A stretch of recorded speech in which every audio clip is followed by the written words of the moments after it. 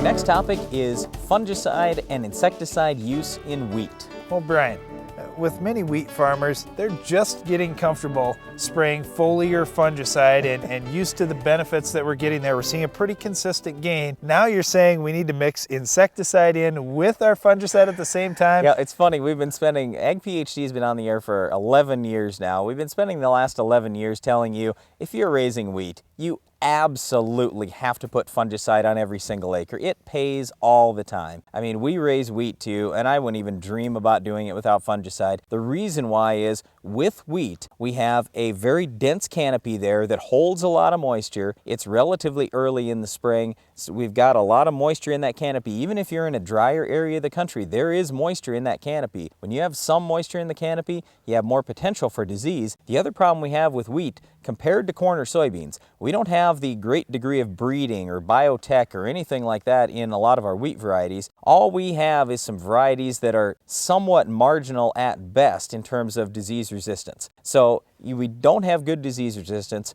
We've got a crop that has narrow row spacing, a thick canopy, holds moisture in. I mean, it is just ripe for disease. So when you spray fungicide out there, 99 times out of 100, it's probably going to pay pretty well. Well, the other thing is, wheat is also a great home for insects, very unfortunately for us, because there are a lot of different insects that are getting in our wheat, and for the most part, we aren't scouting enough to see all of them. We've got aphids out there and a number of other insects that are fairly small, and they're infesting our wheat crops. And you think about what the cost of insecticide is now, in many cases it's $2 or $3. And that's the whole reason why we're starting to talk about this a lot more now, because back 11 years ago when we started doing the show, you know, the fungicide thing, it was paying off all the time. But insecticides were going to be a lot more expensive. You'd probably be in the $6 to $10 range for insecticides. You know what now, like Darren said, you can get a lot of good insecticides and spray them in wheat for $2 or $3. That's it. So as long as you're going out there anyway to spray your herbicide or fungicide or something else, it's pretty easy to throw in a little bit of insecticide for $2 or $3. Now here's another thing. We don't recommend putting insecticide on without scouting. We'd really like to see you scout all those fields, see that there are some insects there, and get things sprayed. But the thing is, when you're out in that wheat crop, you're probably not out there spraying like every 3 days or every week. So if you do see some insects out there, you have to ask yourself, all right, is it worth $2 or $3 to put some insecticide in? Do I think these insects are going to increase in number? Do I think they're going to hurt me more than a half a bushel of wheat? And the answer to just about all those questions is yes.